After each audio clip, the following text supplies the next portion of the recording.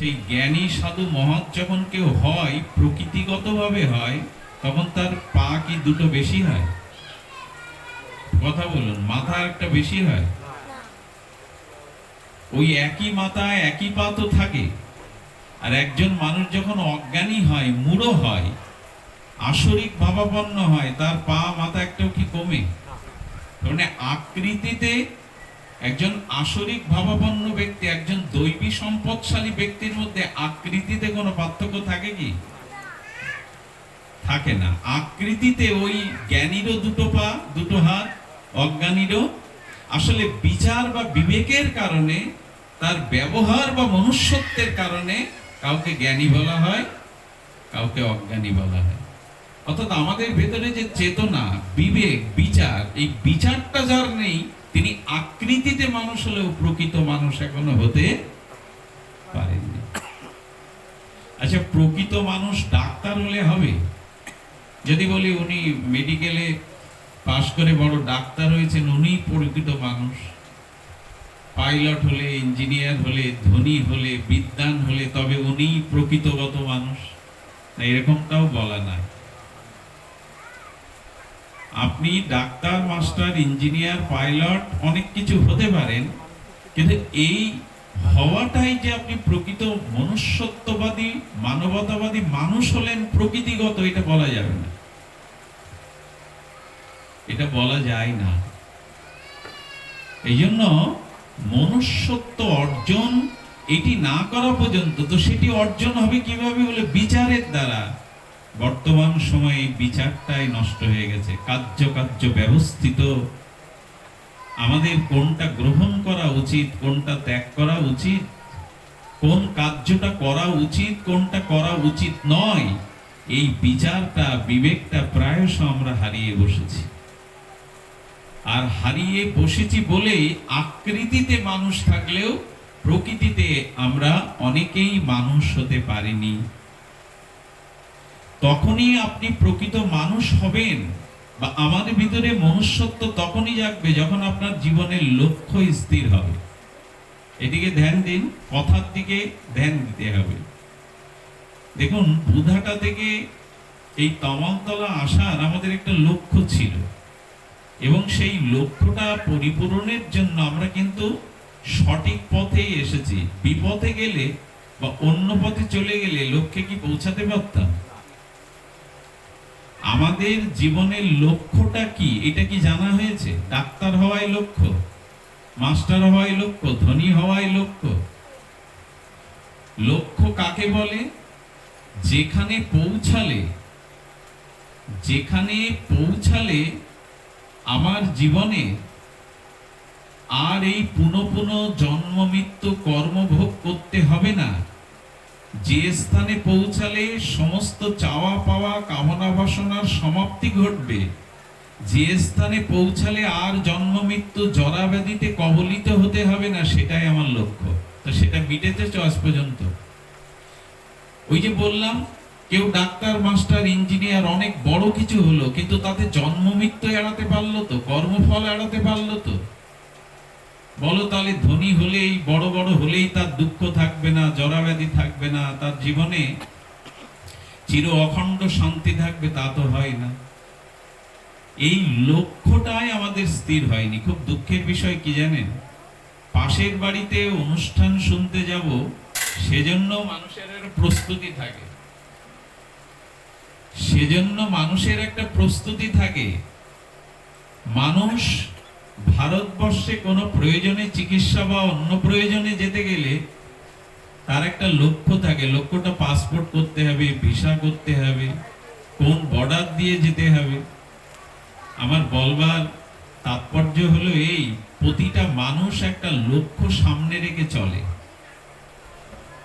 আচ্ছা, পথে উঠে যদি আপনাকে কেউ বলে কোথায় যাচ্ছেন, আপনি যদি বলেন জানি না, এমনি পথে উঠেছি, তো জানি না পথে উঠে হাঁটছি, সে কোনো লক্ষ্যে পৌঁছাতে পারবে কি? তাকে উন্মাদ ভাবা হবে, যার লক্ষ্য নেই অথচ পথে চলছে, নির্দিষ্ট ঠিকানা নেই অথচ পথে পাগলরাই চলে। পথে চলছে অথচ সে কোথায় পৌঁছাবে, যাবে, তার এই পরিকল্পনা নেই। তার মানে তার স্মৃতি ভ্রম, স্মৃতির শক্তি নষ্ট হয়ে গেছে। আচ্ছা, ওই ট্রেন স্টেশনে ওই যে খিড়কির মতো জানলার মতো ট্রেন মাস্টার ওপারে বসে রয়েছে, আপনি কিছু পয়সা হাত বাড়িয়ে দিয়ে বলে টিকিট দিন, টিকিট দিন বললেই কি টিকিট পাবেন? আপনি জিজ্ঞাসা করবে আপনি কোন স্টেশনে যেতে চান, তো যদি বলেন যে কোনো স্টেশনে দিন একখানা, দেবে তো? যে কোনো স্টেশন হয় কি? উনি ওইখান থেকে জিজ্ঞাসা করবেন আপনার গন্তব্য কোথায়, কোথায় যেতে চান। আপনি যদি বারবার বলেন যে কোনো একটা দিন, যে কোনো হয় না, যে কোনো দেবে না, পয়সা ফিরিয়ে দেবে। এই জন্য আপনি জীবনে কোন লক্ষ্যে পৌঁছাতে চান এটা এখনো ঠিক হয়নি, তো আমার মনুষ্যত্ব জাগবে কি করে? শুধু কি স্ত্রী পুত্র, খাওয়া দাওয়া, বাড়ি গাড়ি, টাকা পয়সা এটাই লক্ষ্য জীবনের? তা যদি লক্ষ্য হতো এগুলি পেলেও মানুষ শান্তি পেত, কিন্তু বাস্তব হলো এগুলো যাদের যত বেশি আসে অশান্তি তাদের তত বেশি। যিনি দিনে লাখ টাকা আয় করেন, যিনি শিল্পপতি বা যিনি শেঠ, অত্যন্ত ধনী, অত্যন্ত সুনাম যার এই জগতে, দেখবেন সে ঘুমের বড়ি খেয়েও তার ঘুম হয় না, কিন্তু 400-500 টাকা দিন খাটা মজুরি দেখবেন সন্ধ্যায় কিছু খেয়ে নাক ডাকিয়ে আনন্দে ঘুমায়। তার মানসিক শান্তির স্থিতিটা বেশি, তার কারণ ওই বহুবিধ বিষয় চিন্তা তার মাথায় ভর করে না, একটু জন মজুরি খেটে খায়, ঘুমায়। এই জন্য অর্থবিত্ত, সম্মান, পদ, প্রতিষ্ঠা থাকলেই আপনার জীবনের লক্ষ্য স্থির হলো এমন কিন্তু নয়। গীতায় সেইটা ভগবান বোঝাতে চাই যে তুমি মানুষ হয়ে এসেছো, তোমার একটা লক্ষ্য থাকা উচিত। এই লক্ষ্য যাদের নেই, জানতে হবে তাদের বিবেক এবং বিচার কাজে লাগায়নি। যে লক্ষ্যে সংসার করেছিলাম, সংসারেও তো সবকিছু পূর্ণ হয়নি। পৃথিবীতে সংসারে 16 আনা কারো পূর্ণতা হয় না। এখানে যারা আছেন, সংসারকে আপনি যেভাবে গড়তে চেয়েছিলেন আদৌ সংসার সেভাবে গড়া যায় না। একটা কথা এই জন্য বলি, লক্ষ্যে যদি পৌঁছাতে চান তাহলে একটা লক্ষ্য স্থির করে নিন। সেই লক্ষ্যটা হলো আমাকে বিবেক এবং বিচারের দ্বারা চলতে হবে, তাহলে জীবনের একটা লক্ষ্য পাবো, তাহলে আর পথহারা হব না। সব থেকে দুঃখের বিষয়, সেই বিবেক আর বিচার এখন প্রয়াস মানুষের অচেতন হয়ে গেছে। সে কি করছে নিজেই জানে না, তার গতি প্রকৃতি কি সে নিজেই জানে না। তবে এইটুকু বলবো, এই বিবেক এবং বিচার যদি জাগাতে হয় ভেতরে, এটা কোনো বিশ্ববিদ্যালয়ে পাবেন না, এটা কোনো স্কুল কলেজে পাবেন না। এই বিবেক এবং বিচার, এই দুটি জিনিস জাগে, একটি কেবল আশ্রয় জাগে, সেটা তুলসীদাস গোস্বামী রামচরিতমানসে বলেছে, বিনু সৎসঙ্গ বিবেক না হই। যতদিন আপনার প্রকৃত শুদ্ধ সৎ মহতের সঙ্গ না হবে, ততদিন আপনার ভিতরে বিবেক এই নামক তত্ত্বটি কখনোই জাগবে না। কিছু মনে করবেন না, আমি আমার ছেলে গোপালগঞ্জ ভার্সিটিতে পড়ে, আমি 3টের সময় একবার ওকে নামাতে গেছি, দেখি বিশ্ববিদ্যালয়ের প্রায় 200-250 ছেলেরা 3টের সময় রোডে নানান রকম নেশা করছে, তাদের মুখে অশ্লীল ভাষা। আমি জিজ্ঞেস করলাম এরা কারা, বলে সবাই এখানে ছাত্র। রাত 3টের সময় তারা রোডে নেশাগ্রস্ত হয়ে আবল তাবল বকছে, অশ্লীল কথাবার্তা। সবাই যে হবে তা নয়, কিন্তু আজ বিশ্ববিদ্যালয়ে যে ছেলেটাকে এত কষ্ট করে পাঠালেন, সে মানুষ হচ্ছে তো? হ্যাঁ, একটা উপাধি পেল, একটা পদ প্রতিষ্ঠা পেল, চাকরি পেল, কিছু টাকা রোজগার করলো, সম্মান কিছু পেল, কিন্তু মনুষ্যত্ব অর্জন হলো তো? এই বিবেক এবং বিচার পেতে গেলে মানুষকে অবশ্যই মহৎ বা সাধু সঙ্গ করা লাগবে। দ্বিতীয় কোনো রাস্তা খোলাই নেই। পৃথিবীতে যত মহাপুরুষ জগৎকে আলোকিত করেছেন, ধন্য করেছেন, তাদের ইতিহাস পড়ে দেখুন, পর্যালোচনা করে দেখুন, কোন মহতের কৃপা ছাড়া, সদ্গুরু কৃপা ব্যতীত, কোন মহতের কৃপা ব্যতীত এ পর্যন্ত কারো জীবন চরিত্র পরিবর্তন হয়নি, বিবেক জাগেনি। নরেন দত্ত বিবেকানন্দ হয় ওই ঠাকুর রামকৃষ্ণের পরশে, লোহাটা সোনা হয় পরশ পাথরের পরশে। মহৎ সঙ্গ বিনা, সাধু সঙ্গ বিনা আজ পর্যন্ত কারো বিবেক বিচার জাগেনি। সে আপনি যতই পূজা পার্বণ হই হুল্লোড়, যতই কর্মকাণ্ডে ব্যস্ত থাকুন, মহৎ কৃপা চাই। এটাই আজ আমাদের দুর্বলতা, আমরা সাধু সঙ্গ করতে চাই না। আর যুক্তিও তো অনেক, ভালো সাধু নাই, মহৎ সাধু নাই, এই বিচার করছি, কিন্তু অন্বেষণ করি কি? বিনু সৎসঙ্গ বিবেক না হই। তুলসীদাস বলছেন সৎসঙ্গ ছাড়া বিবেক হবে না। কেন জানেন? আচ্ছা, উকিলের কাছে যদি কখনো যাওয়া পড়ে আপনার, উনি কি আপনার মামলার কথা ছাড়া ডাক্তারের ভাষায় কথা বলবেন, রোগের কথা বলবেন? ব্যবসায়ীর কাছে গেলে উনি কি চিকিৎসার কথা বলবেন? অর্থাৎ যে যে মনোভাব, যে যার পেশা, যে যার ভাবের স্তর, তার কাছে গেলে সে সেই রূপই কথা বলবে। কোন কামক পুরুষের কাছে গিয়ে দেখবেন রমণীর আলোচনা। অর্থ পিচাসী লোক যারা, তাদের মুখে অর্থ কথাটাই আসবেই, যে কোনো প্রকারে ওটা প্রকাশ হবেই। শাস্ত্রে বলছেন যোগীর কাছে গেলে যোগ পাওয়া যায়, ভোগীর কাছে গেলে ভোগ সঞ্চারিত হয়, আর সংক্রামিত রোগ যার, তার কাছে বারবার গেলে তার ভিতরেও রোগটা সংক্রামিত হয়। রোগীর কাছে বারবার গেলে রোগ সম্প্রাণিত হয়। তেমনি বলছেন ত্যাগীর কাছে গেলে, মহতের কাছে গেলে, সাধুর কাছে গেলে, সাধুর হৃদয়ের অনুভূতিটা রোগ বীজাণুর মতো তোমার ভিতরেও সংক্রামিত হয়। সাধু সঙ্গ ছাড়া কারো বিবেক কখনো জাগেনি, জাগতে পারে না। একটা লতা যেমন ধরাট ছাড়া উপরে উঠতে পারে না, চিরদিন মাটিতেই পড়ে থাকবে, ঊর্ধ্বমুখী হতে পারবে না। যে কোনো লতাকে, লতিকাকে একটা আদর্শ রূপ ধরাট না দিলে উপরে উঠবে না, ও মাটিতেই পড়ে থাকবে। যতদিন আপনার জীবনে কোনো মহৎ কৃপা না হচ্ছে, ততদিন আপনার বিবেক ও চেতনা জাগতে পারেই না। সমস্ত শাস্ত্রের সার এই সিদ্ধান্ত। তো আমাদের আজ সাধু সঙ্গ কই? একবার জীবনে নিজের কাছে প্রশ্ন করবেন তো, ঘুমানোর সময় কটা সৎ ব্যক্তির সাথে আমার ওঠা বসা আছে, যারা আমার থেকে শ্রেষ্ঠ, যাদের মন মানসিকতা অনেক উন্নততর, যাদের পাশে গেলে ওই পরশপথের মতো আমার মধ্যেও কিছু সদ্গুণ রোগ জীবাণুর মতো সংক্রামিত হবে, তাদের সাথে মিশি কি আমি? তাদের সঙ্গ করি কি আমি? যে আপনার মতো সমান মনোভাবাপন্ন, তার সঙ্গ করলে আপনি এগিয়েও যেতে পারবেন না, পিছিয়ে পড়ার ভয় নেই। ভালো করে শুনুন, আপনার মনোভাবের সাথে কারো মনোভাবের একরকম হলে তার সঙ্গ করলে আপনি এগোতে পারবেন না, পিছনেরও ভয় নেই। আর যদি আপনার থেকে মন মানসিকতা একটু ঘুরিয়ে আনতে পারেন, আপনার থেকে মন মানসিকতা কারো যদি এক ধাপ নিচে হয়, এদিকে ধ্যান দিন, এইদিকে লক্ষ্য করুন কথার দিকে। যদি আপনার থেকে এক স্তরের নিচে কারো সঙ্গ আপনি করেন, তাহলে অবশ্যই আপনি পিছিয়ে পড়বেন, পড়ে যাবেন।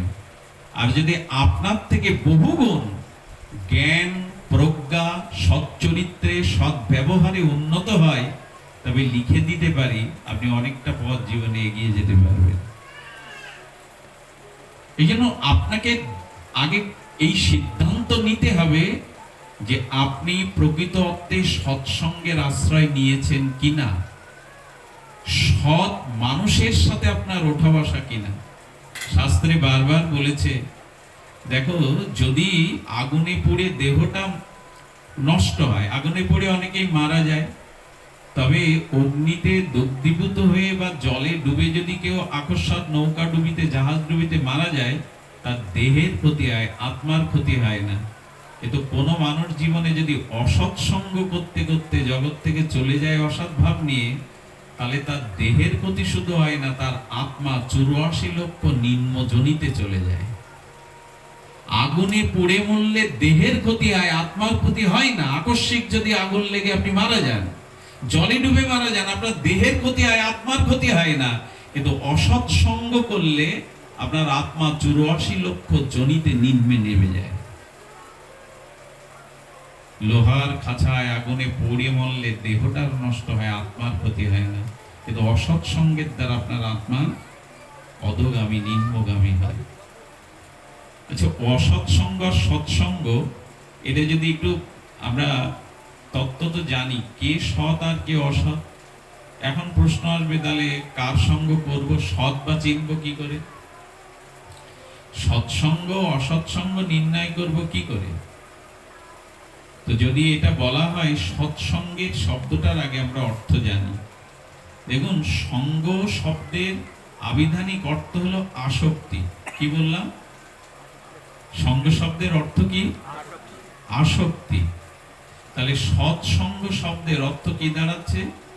সতের প্রতি যখন আপনার যার সঙ্গ করলে সতের প্রতি যখন আপনার আসক্তি জন্মাবে, এরই নাম সৎসঙ্গ।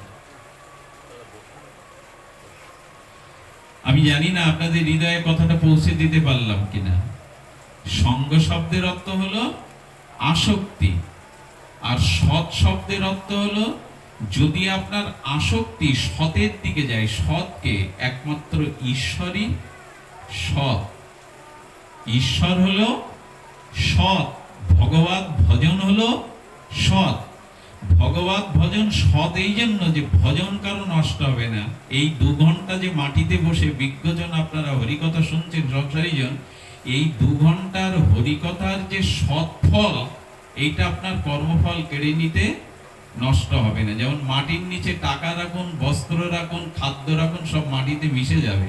দেহটাও মাটির নিচে রাখলে একদিন মাটি পোকায় মাটিতে রূপান্তরিত করবে, কিন্তু সোনা রাখলে মাটি মিশে যাবে তো মাটির মধ্যে, ওটা নষ্ট হবে তো।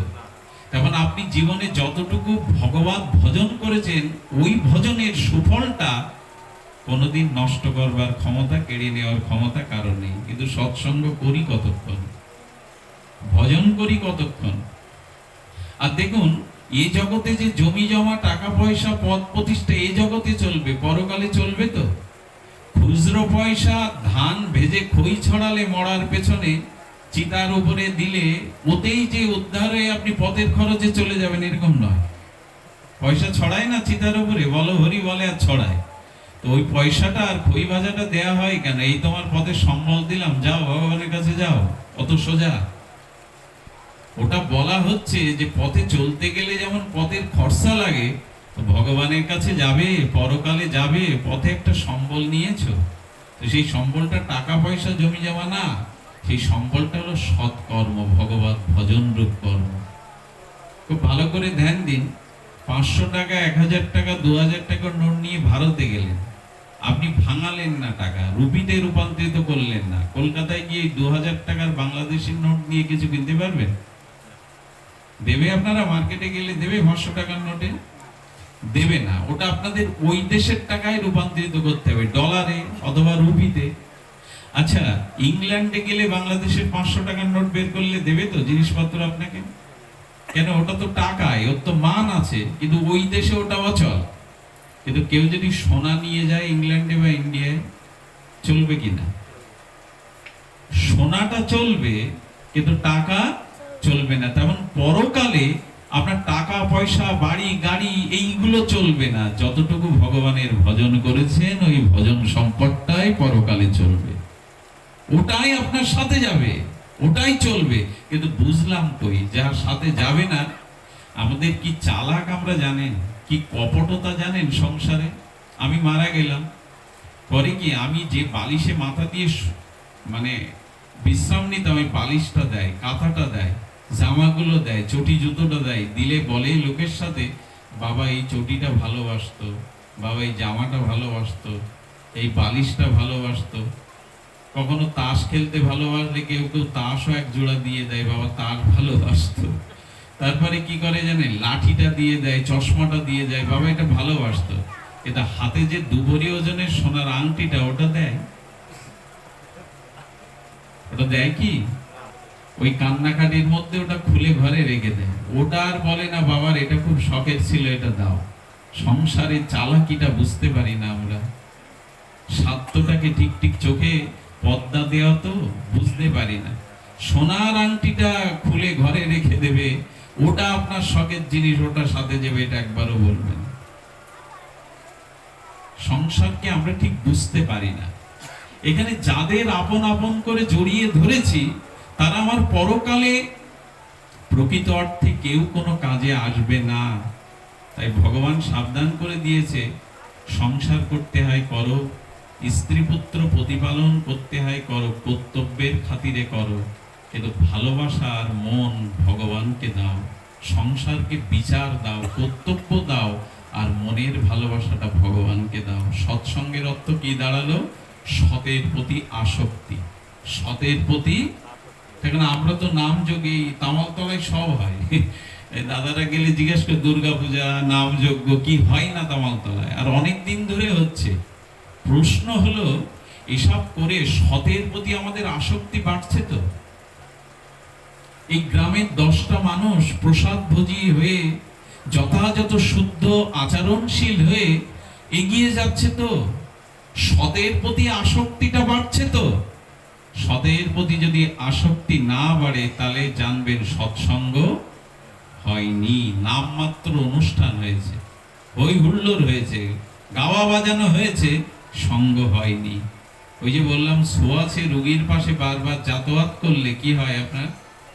ওই রোগটাই তো আপনার মধ্যে, একটা রোগের জীবাণু যদি রোগীর সঙ্গ করলে আপনার ভেতরে চলে আসে, যিনি প্রকৃত সৎ তার সঙ্গ করলে জীবাণুর মতো আপনার ভিতরে সতের প্রতি আসক্তি আসবেই। 40 বছর ধরে সঙ্গ করছি, হরিনাম করছি, অমুক করছি, এখনো পরিবর্তন এলো না, স্বভাব শুদ্ধ হলো না, করলেনটা কি? আদৌ সৎসঙ্গ হয়নি, আদৌ সৎসঙ্গ হয়নি।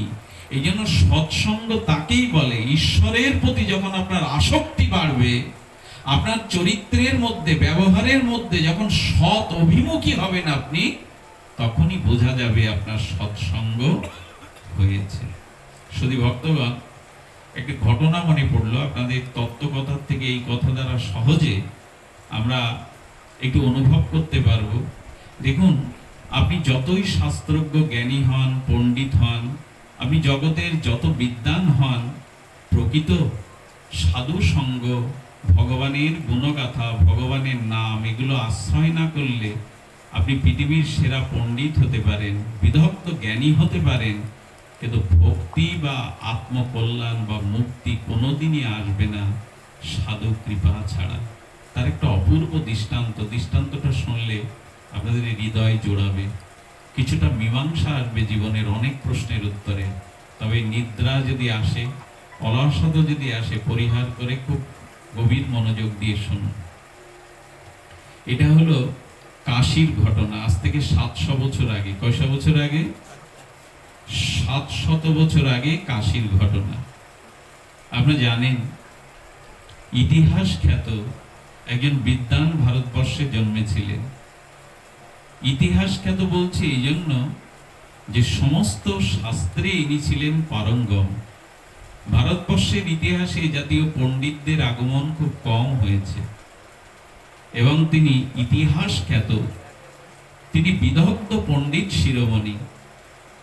এবং জানা যায়, তার ইতিহাস পড়ে জানা যায়, স্বয়ং ভগবতী সরস্বতী দেবী তাকে বর দিয়েছিলেন, দেখা দিয়েছিলেন যে সমগ্র শাস্ত্রে তুমি ব্যুৎপত্তি লাভ করবে, সমস্ত শাস্ত্র জ্ঞানের মীমাংসা তুমি দিতে পারবে, জগতে কোনো পণ্ডিত নাই যে তোমাকে পরাস্ত করবে। কেউ যদি ভগবতী সরস্বতীর এই বর পায়, ইনি হলেন পদ্মনাভচারীজি। 700 বছর আগে এই শ্রী পদ্মনাভচারীজি দেবী সরস্বতীর কৃপায়, ভগবতী সরস্বতীর কৃপায় অগাধ পাণ্ডিত্য লাভ করেছিলেন। এবং যা হয়, সেই পাণ্ডিত্য লাভ করে উনি বড় বড় বিদ্বান ব্রাহ্মণ পণ্ডিতদের সাথে আলোচনা শুরু করলেন। যখনই আলোচনা করে সরস্বতীর বরপুত্র সমগ্র শাস্ত্রের সিদ্ধান্ত বিশারদ সবাইকে পরাস্ত করেন। পরাস্ত করে কি করেন জানেন? তার কাছে যত শাস্ত্র আছে ওগুলো নিয়ে নেন, তুমি পরাস্ত হয়েছে, আমার আনুগত্য নাও। এই করতে করতে তার 100 ঘোড়ার গাড়ির শাস্ত্র 100 গাড়ি হয়ে গেল। কতটা? 100 গাড়ি শাস্ত্র হয়ে গেল। এবং উনি যেখানে যান তর্ক করতে, ওনার পিছনে পিছনে 100 ঘোড়ার গাড়ির শাস্ত্র চলে যায়। একটা জায়গা ভারতবর্ষে বাকি আছে জয় করতে, সেটি হলো কাশী। আপনারা কাশী সম্পর্কে জানেন, এই প্রাচীন আর্য সভ্যতার এই তীর্থটি অতি সুপ্রাচীন। এই কাশী, ভগবানের পূর্ণ দেহের অবয়ব নাসিকাটা পড়েছিল কাশীতে। এই কাশী হলো বিদ্বানদের জায়গা, পণ্ডিতদের জায়গা। সমগ্র ভারতের আধ্যাত্ম শাস্ত্রের অনুশীলন কাশীতেই হতো। কাশীর মতো বিদ্বান পণ্ডিত ভারতবর্ষে বিরল। উনি কাশী জয়ের জন্য পদ্মনাভচারীজি এলেন 100 ঘোড়ার গাড়িতে শাস্ত্র। ভারতবর্ষে এন স্থান নেই পণ্ডিতদের পরাজিত করেননি। কাশী যখন আসছে তখন ওদের হাড়ে কম্প লেগে গেছে পণ্ডিতদের। কাশী হলো ভগবানের, কি বললাম, নাসিকা। মানুষের নাকের সাথে সম্মানের একটা প্রসঙ্গ জড়িয়ে আছে, তাই না? নাক কান কাটা যার সম্মান নেই তাকে কি বলে? নাক কাটা নাকে খড় দেয়। তো বললেন কাশীর সম্মান যদি না বাঁচাতে পারি তাহলে আমাদের নাক যাবে, সম্মান যাবে। সব পণ্ডিতরা, শিব ভক্তরা আমাদের কাশীর বিশ্বনাথ মন্দিরে চলে গেল। সারা রাত ধরে বিশ্বনাথের ধ্যান করলো, অনুরোধ জানালো, প্রভু বাঁচাও। কারণ পদ্মনাভচারীজির সামনে বসে শাস্ত্র আলোচনা করবে এমন কোন বিদ্বান কাশীতে, হে ভগবান শঙ্কর আপনি উপায় বলুন। ভগবান শঙ্কর কাশীতে তো তিনিই রক্ষা করছেন। তো ভগবান শঙ্কর তিনি ওই কাশীর বিশ্বনাথ মন্দির থেকে দৈববাণী এলো। ওই পণ্ডিতকে আমরা সন্ত কবি, তখন বিখ্যাত সাধু ছিলেন, লেখাপড়া না জানা মূর্খ সন্ত কবির। সন্ত কবিরের নাম আপনারা অনেকে শুনেছেন। তো সন্ত কবিরের কাছে ওকে নিয়ে যাও, তাহলে কাশীর মান রক্ষা হবে। পণ্ডিতরা তখন মাথায় হাত দিয়ে ভগবান শিবকে বলছেন, জীবনে যে কলম ধরিনি, খাতা কখনো ব্যবহার করিনি, প্রভু তার কাছে পাঠাবো পদ্মনাভচারীজিকে? জীবনে যে খাতা ধরেনি, কলম ধরেনি, ভগবান বললেন উনিই পারবে কাশীর সম্মান রক্ষা করতে, ওনার কাছে পাঠাও। তো পদ্মনাভচারীজির কথা গিয়ে সন্ত কবিরকে যখন বললেন, কবির হাত জোর করে ব্রাহ্মণ পণ্ডিত, কাশীর পণ্ডিতদের বললেন, দেখুন আমি পাণ্ডিত্য জানি না, শাস্ত্রও জানি না, লেখাপড়াও জানি না। আমি বলেন আপনি না জানলে ভগবান শঙ্কর আপনাকে পাঠালো কেন আপনার কাছে? ভগবান শঙ্কর নির্দেশ দিয়েছেন আপনার কাছে আনতে। বলল শঙ্কর যদি নির্দেশ দেয় তবে শোনো, আমি এইটুকু জানি, সমস্ত শাস্ত্রে পড়ে পাণ্ডিত্য হলে যা না হয়, ভগবানের নামে রুচি হলে একবার তার থেকে বেশি হয়, এইটুকু জানি। তো শঙ্কর যখন বলেছেন ভগবান শিব শঙ্কর আনো আমার কাছে, তবে আমি কোথাও যাব না। সেই দিগ্বিজয়ী, ভারত বিখ্যাত, ইতিহাস খ্যাত এই পণ্ডিত শিরোমণি পদ্মনাভচারীজিকে বলা হলো কাশীর সকলের পক্ষ থেকে আমাদের সন্ত কবির দাস আপনার সাথে শাস্ত্র আলোচনা করবে। যদি সে পরাজিত হয়, কাশীর সমস্ত পণ্ডিত সমাজ আপনার বিজয় গৌরব গাথা লিখে দেবে। আমরা পরাজিত হয়েছি কাশীবাসী, এটা আমরা বিজয় গৌরব গাথা আপনার লিখে দেব। বলি না এক জায়গায় আলোচনা করলে যদি হয়, চলো। ওখানে এলেন সন্ত কবির, ওনার দিকে তাকালেন, উনিও তাকাচ্ছেন। সন্ত কবির তখন প্রণাম করে বলছেন, পণ্ডিত প্রভার আমার প্রণাম নিন। পণ্ডিত তো উনিও বসেছেন পদ্মনাভজি, উনি দেখলেন প্রাচীন সাধু, উনি প্রণাম করলেন। করার পরে বলছেন আপনি কিছু জিজ্ঞাসা করুন। পদ্মনাভচারী সন্ত কবিরকে বলছেন আপনি প্রশ্ন করুন। সন্ত কবির মৃদু হেসে বললেন, আমার জীবনের সব প্রশ্নের মীমাংসা হয়েই গেছে, আমার জিজ্ঞাসা করবার কোনো অবশিষ্ট নাই। খুব ভালো ধ্যান দিয়ে শুনবেন কথাটি। বলছেন আমার সমস্ত প্রশ্নের মীমাংসা আমি পেয়ে গেছি। আমার সমস্ত শাস্ত্রের সমস্ত প্রশ্নের মীমাংসা হলো ভগবানের নামকে আমি পেয়ে গেছি, প্রেম পেয়েছি।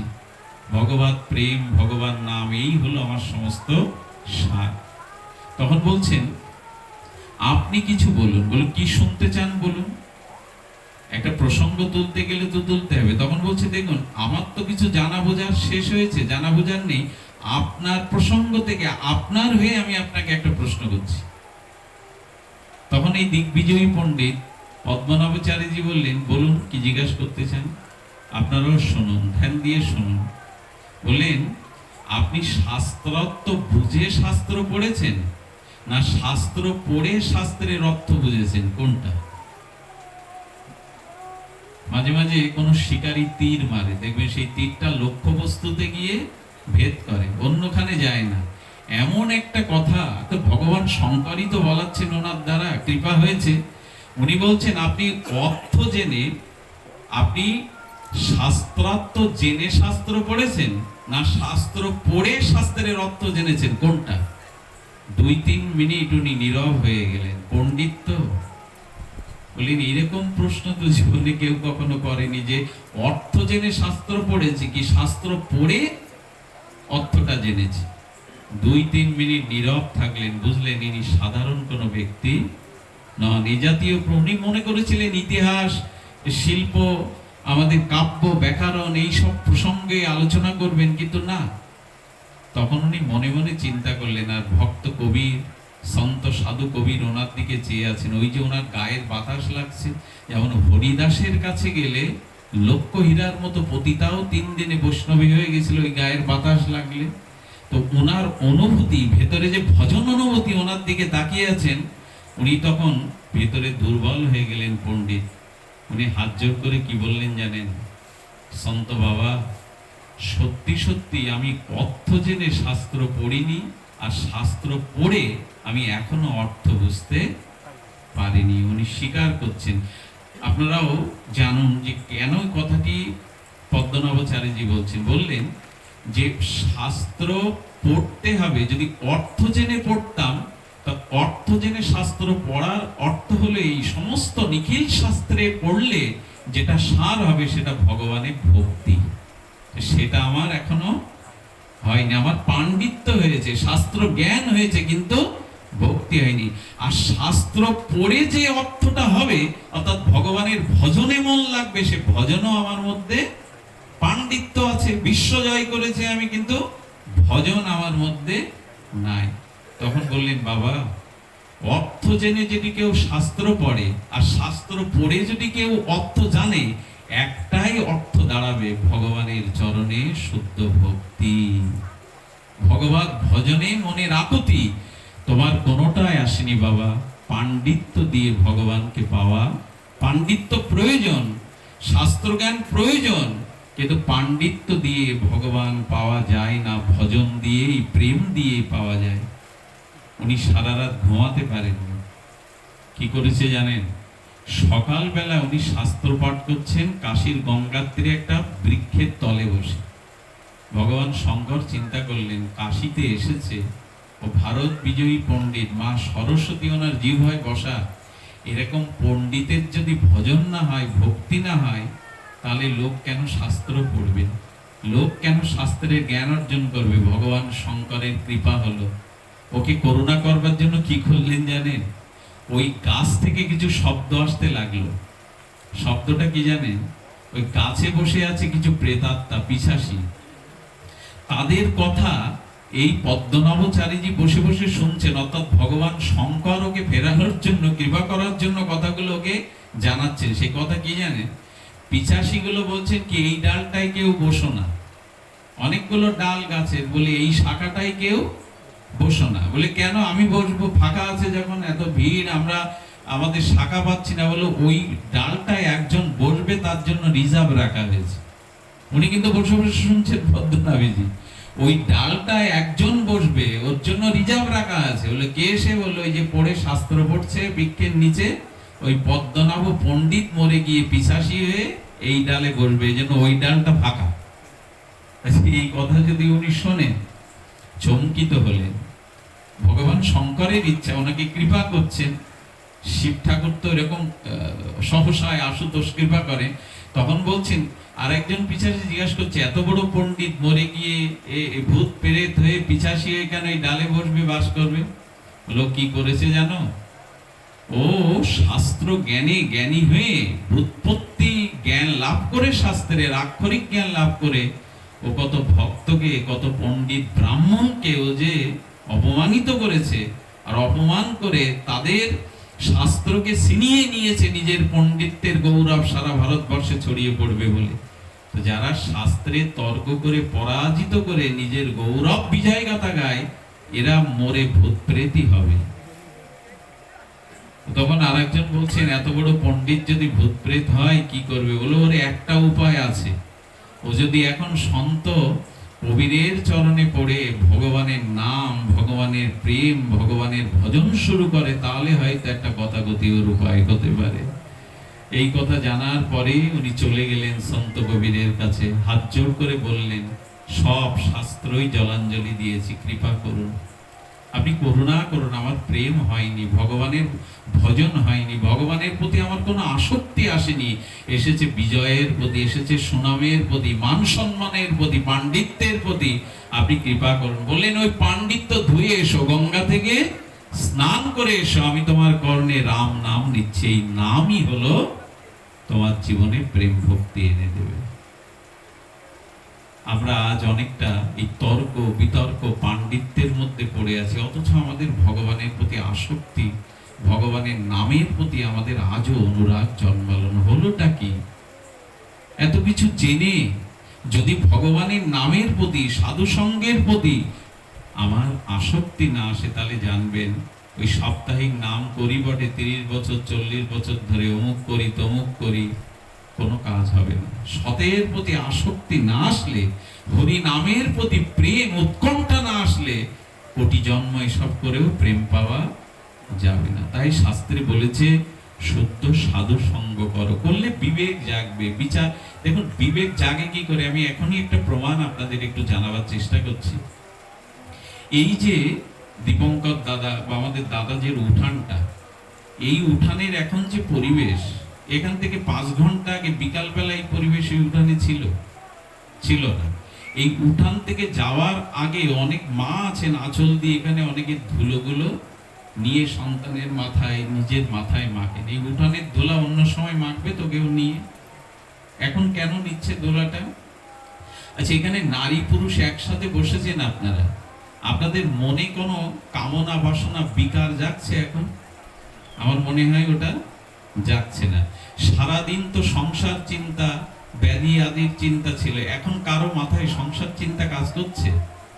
এটা বোঝা যায় যে সাধারণ আমরা কেউ সন্ন্যাসী না, মহান না, আচার্য না, আমরা সাধারণ গৃহী হয়েও যদি একটু ভগবানের নাম, একটু ভগবত কথা, সাধু সঙ্গের মধ্যে বসে আমাদের মনের এই শান্তি আসে, সংসারের বোঝা নেমে যায়, তাহলে প্রকৃত সাধু সঙ্গ করলে মানুষের মনের গতি কি জাতীয় সাত্ত্বিক হয়ে যায়, শুদ্ধ হয়ে যায়।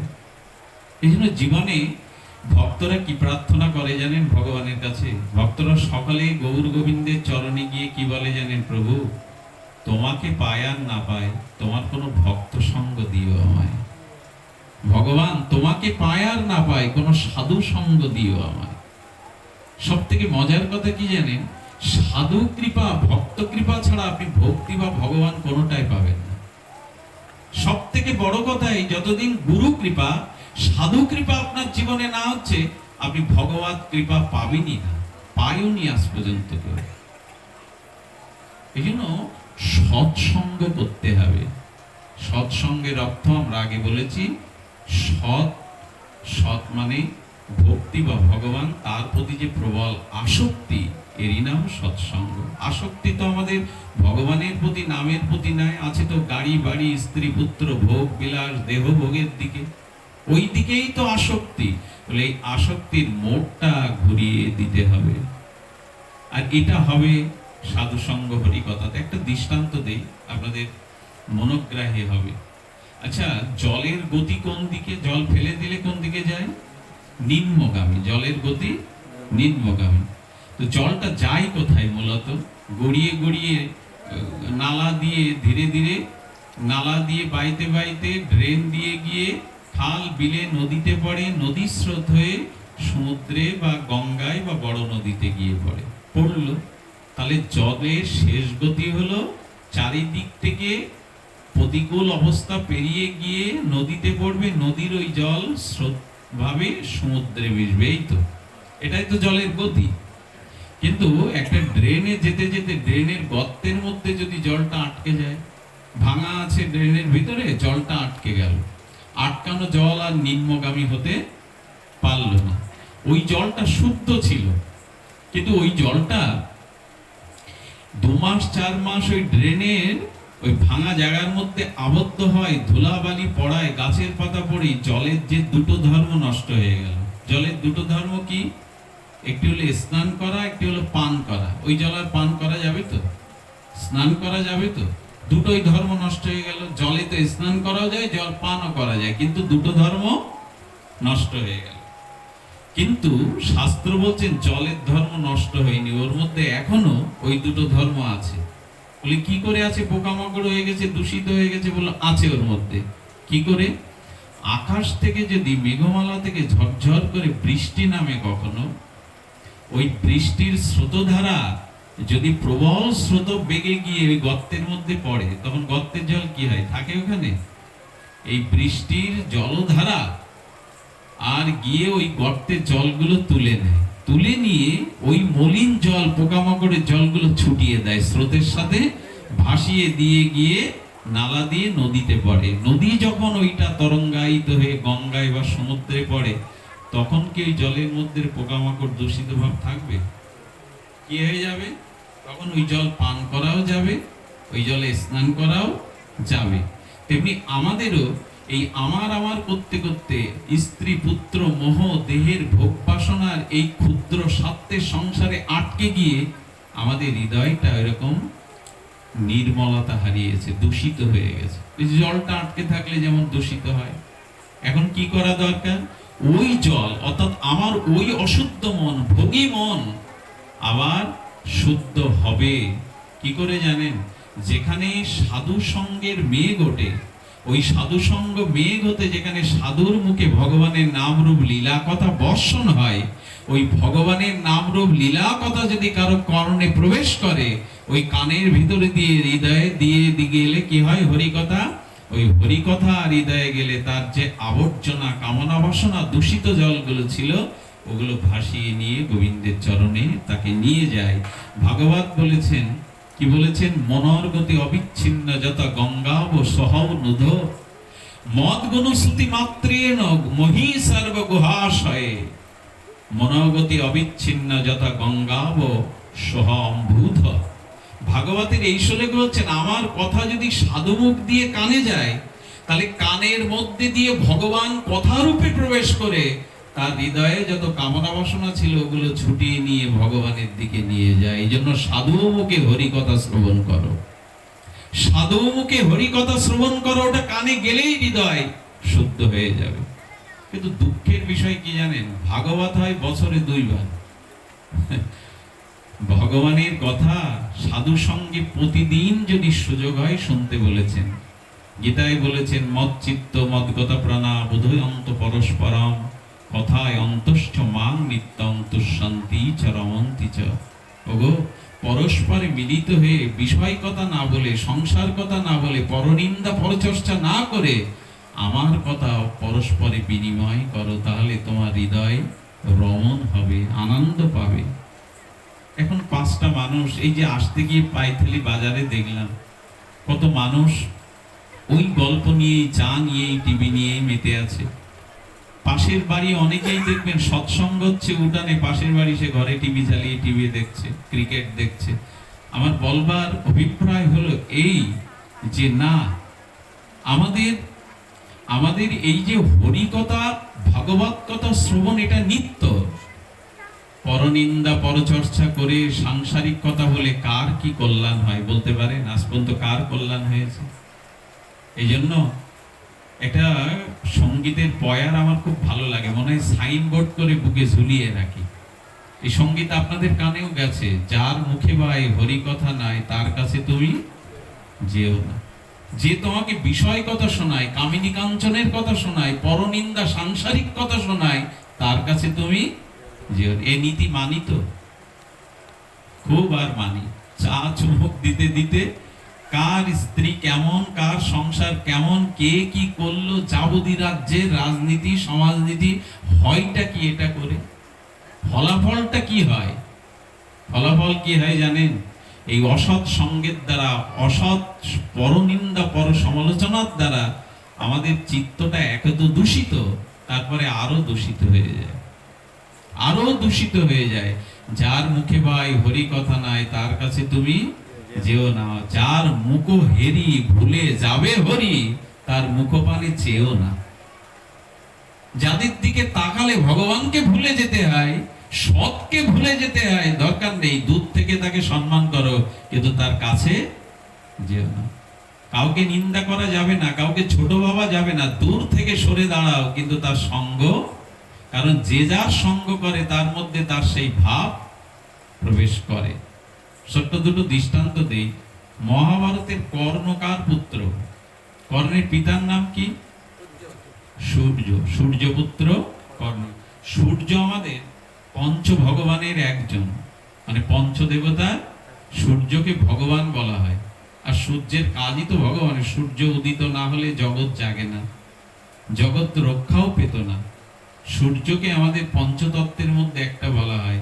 তো ভগবানের পুত্র, যিনি জগৎকে বিকাশ ঘটান, জগৎকে অন্ধকার দূর করেন, ভগবানের পুত্র কর্ণ এরকম বিপদগামী হয়ে গেল কেন? আমি প্রশ্ন করছি আপনাদের কাছে। এই প্রশ্ন উত্তর পর্বে আমরা আপনাদেরই কথা আলোচনার মাধ্যমে এইটুকু ব্যক্ত করব যে ভগবানের পুত্র, আর গর্ভে জন্মেছে তাও কুন্তির মতো সাধিকার গর্ভে। কর্ণ পাণ্ডবদের পক্ষে না গিয়ে দুর্যোধনের পক্ষে গেল কেন? অধর্মের পক্ষে গেল কেন? কর্ণের মতো দাতা, কর্ণের মতো জ্ঞানী মহাভারতে খুব বিরল। এক ভীষ্মদেবের সমকক্ষ বলা হয়। কর্ণের যে বীর্যবত্তা, কর্ণের যে তেজ, কর্ণের যে দান, দাতা, দ্বিতীয় চরিত্র নেই, কিন্তু অধঃপতন হলো কেন? কর্ণ ধ্বংস হলো কেন? এর একটাই কারণ, কর্ণ দুর্যোধনের সঙ্গ নিয়েছিল। কর্ণ কার সঙ্গ নিল? এবং দ্রৌপদীকে বিবস্ত্র করে উরুর উপরে বসানোর পরামর্শটা দুর্যোধনের ছিল না, কর্ণের ছিল। কর্ণই বলেছিল, সখা দ্রৌপদীকে বিবস্ত্র করে তোমার উরুর উপরে বসাও, এই কথাটা কর্ণই উচ্চারণ করেছিল। এত বড় অধঃপতন ভগবানের পুত্রের হলো। তেমন আপনার বংশে অনেক সুনাম আছে, ওতে কাজ হবে না। যদি আপনার সন্তানকে, যদি আপনার পরিবারের মানুষকে সতের সাথে যুক্ত না করে দেন, ভগবানের পুত্র হলে রেহাই পাবেন না যদি কারো জীবনে দুর্যোধনের মতো সঙ্গ হয়। কথাগুলি সাধারণভাবে নিলে হবে না। এই মহাভারত রামায়ণ আমাদের জীবন দর্শন, আমাদেরকে চোখে আঙুল দিয়ে দেখাচ্ছে অসৎসঙ্গের পরিণতি। দেখো, কর্ণের মতো বীর, কর্ণের মতো তেজস্বী, কর্ণের মতো জ্ঞানী দাতা, তার পতনের একটাই কারণ, অসৎ সঙ্গ নেওয়ার কারণ। দুর্যোধনের সঙ্গ নিয়েছিল। আচ্ছা, আরেকটা দৃষ্টান্ত দেই। রামচন্দ্র রাজা হবে, তিনি অযোধ্যার নিপতি হবেন, কিন্তু বনবাসে যেতে হলো। যে কইকেয়ী কৌশল্যার থেকে রামকে বেশি ভালোবাসতো, যে কইকেয়ী অন্য তিন রানীর থেকে, সুনেত্রা, কৌশল্যার থেকে মহাজ্ঞানী ছিলেন এবং তিনি বিদুষী নারী ছিলেন, যিনি রামকে কৌশল্যার থেকে বেশি ভালোবাসতেন, কোথাও এসে যদি কেউ রামের খোঁজ না পেত, জানতো উনি কইকেয়ীর ঘরে আছে। কৌশল্যার থেকে কইকেয়ীর কাছে রাম বেশি থাকতেন। তো সেই কইকেয়ী রামকে 14 বছর বনবাসে পাঠালো, নিজে বিধবা হলো, স্বামীকে মেরে ফেললো এই শোকে, অযোধ্যায় আগুন লাগিয়ে দিল। কেন? এর কারণ কি? কারণ আপনাদের জানা। কারণ কি? কারণ উনি মন্থরার সঙ্গ নিয়েছিলেন, মন্থরার উপদেশ নিয়েছিলেন। রামের মার যদি এই দশা হয়, আপনার আমার কি হবে? যে রামকে ভালোবেসে মালা গাচ্ছে, আমি আগে রামের গলে মালা দেব, কাল আমার রাম রাজা হবে, সেই কইকেই রামকে বনবাসে পাঠিয়ে নিজে বিধবা হলো। দশরথ এও বলেছিল, রাম বনবাসে গেলে আমি মারা পড়বো, তুমি বিধবা হবে। বলে, ভাগ্যে যদি থাকে হবে, কিন্তু আমি আমার প্রতিজ্ঞা ফিরিয়ে নিতে, নিজে বিধবা হবে, স্বামী মারা যাবে, রাম বনবাসে যাবে, অযোধ্যায় আগুন লাগবে, এই বুদ্ধিটা কি করে এলো? অসৎ বুদ্ধি মন্থরার সঙ্গ করে। এখন আমরা কি করি জানেন? আমরা এই পেয়ালাই চুমুক দিই, আবার এই পেয়ালাই চুমুক দিই। সুযোগ পেলে ওই সঙ্গও করি, সুযোগ পেলে এখানেও এসে বসি, কাজ হয় এতে। একজন বলছেন কি, বাবা শাস্ত্রে আছে, বহু যোজন 16 যোজন দূর থেকে গঙ্গা গঙ্গা বললে, গঙ্গা দর্শন করলে পাপ ধুলায়।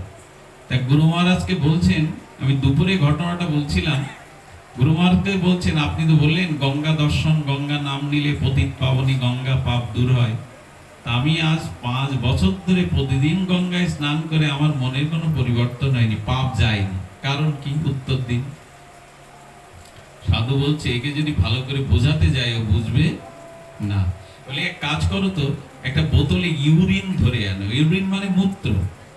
একটা বোতলে মূত্র ভরে এনে সিপিটা ভালো করে আটতে বলেছেন, খুব জোর করে আটতে বলেছেন। বলে, ওতে একটা দড়ি বাঁধো, দড়ি বেঁধে গঙ্গার জলের মধ্যে ওটা চুবিয়ে রাখতে বললো খুঁটি মেরে। 1 বছর পরে গিয়ে গুরুদেব বলছেন ওই লোকটাকে উত্তর দেওয়ার জন্য, এবার বোতলটা তোলো। বোতলটা তোলার পরে বলছেন ওই জল, ওই যে ওর ভিতরে ইউরিন রাখা ছিল, ওই জলে একটু আসমন করে নাও তো। কি বলছেন উল্টো পাল্টা, মূত্রে কেউ আসমন করে? তো অপবিত্র। তখন উল্টে ওর প্রশ্নের উত্তরের খাতিরে বলছেন ওই বোতলটা 1 বছর ধরে গঙ্গায় চুবানো ছিল, পবিত্র হয়নি। ও তখন চিন্তায় পড়ে গেছে, 1 বছরই তো গঙ্গার মধ্যে চুবানো ছিল, পবিত্র হয়নি। গঙ্গায় ডুব দিলেই যদি পবিত্র হয়, পাপ দূরে যায়। তখন বলছে কি করে হবে, সিপেটা তো আটা ছিল ওর মধ্যে, তো গঙ্গা জল ঢুকিনি। গঙ্গায় 1 বছর চুবালে কি হবে, সিপে আটা। আমরা এই কথা আমি 2 ঘন্টা আলোচনা করলাম, কোন সাধু বলল সিপে আটা, ভেতরে যায় না।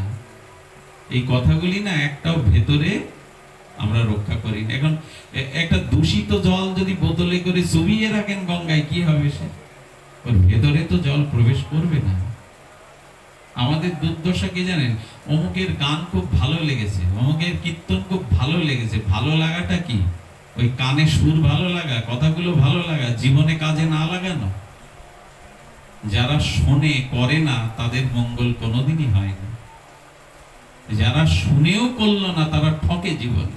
সে যত বড়ই যেই হোক, একদিন তাকে বিবেক দ্বারা বলতে হবে আমি জেনেছিলাম কিন্তু জীবনে আচরণ করিনি। শাস্ত্র বলেছে পোশাকটা ধর্ম না, মন্দিরটাই ধর্মের কেন্দ্র না, আচরণই ধর্ম।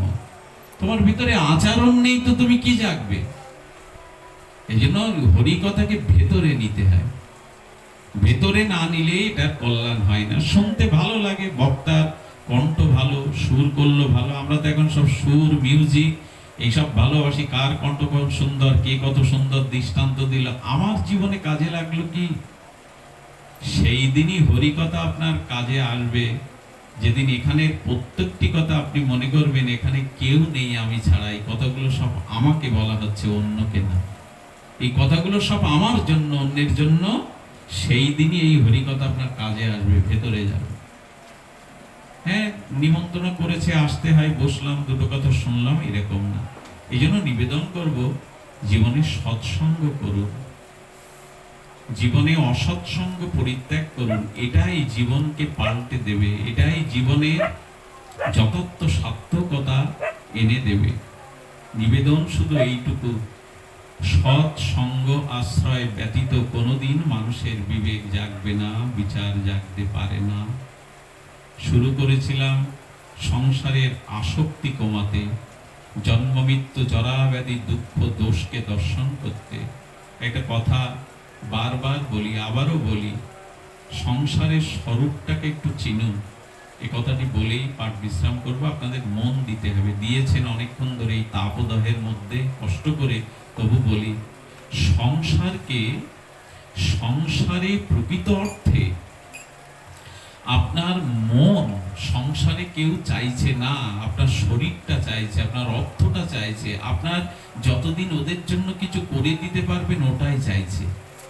মন কেউ চায় না। মন যদি কেউ চায়, তিনি হলেন ভগবান। ভগবান বারবার বলেছেন তোমার অর্থ আমার প্রয়োজন না, আমি সর্বসমর্থবান, আমি ঐশ্বর্যময়, সৌন্দর্যময়, আমি পূর্ণতম। আমার প্রয়োজন শুধু তোমার মনটা তুমি আমায় দাও। তোমার মনটা আমায় দাও। মনটা সংসারে ফাঁসিয়ে দিও না। কাউকে মন দিয়ে তুমি বিনিময় মন পাবে না। সংসারে কর্তব্য দাও। ছেলে মেয়ে আছে, বউ ছেলে মেয়ে, তাদের প্রতি কর্তব্য করো 16 আনা, কিন্তু ভালোবাসার মনটা আমাকে দাও। আমরা উল্টে ফেলেছি। আমরা মন দিয়েছি সংসারে, স্ত্রী পুত্রে, আর বিচার বুদ্ধিটা মাঝে মাঝে ভগবানকে দিই না। একটু তো ভগবানের ডাকা দরকার, একটু তো পুজো পার্বণ করা দরকার, না হলে উদ্ধার হবে কি করে? উল্টে ফেলেছি। মনটা ভগবানকে দিন, আর কর্তব্যটা সংসারকে দিন। সংসার মানুষকে কিছু দেয় না।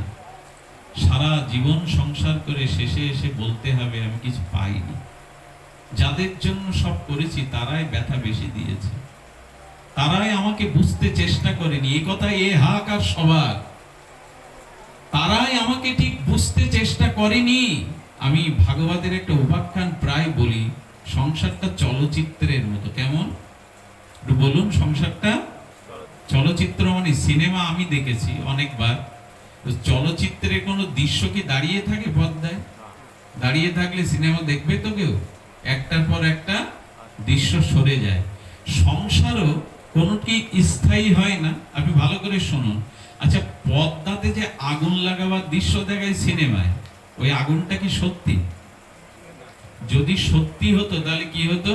পর্দাটা পুড়ে যেত। পর্দা পড়ে তো।